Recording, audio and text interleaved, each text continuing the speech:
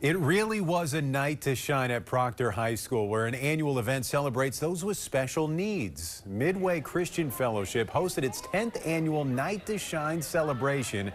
There was a red carpet entrance for each attendee, limo rides, hairstyling stations, dinner, and a dance floor. More than 170 people attended, all dressed to impress.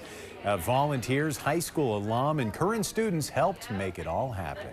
I think it's important to show that these individuals want to do things as much as everyone else does, and having an event where they can just be free and have a good time is something that's important, because we're kind of missing that out here for other things. And the event ended with 60 confetti cannons going off outside the school and a round of applause for the volunteers who made it possible.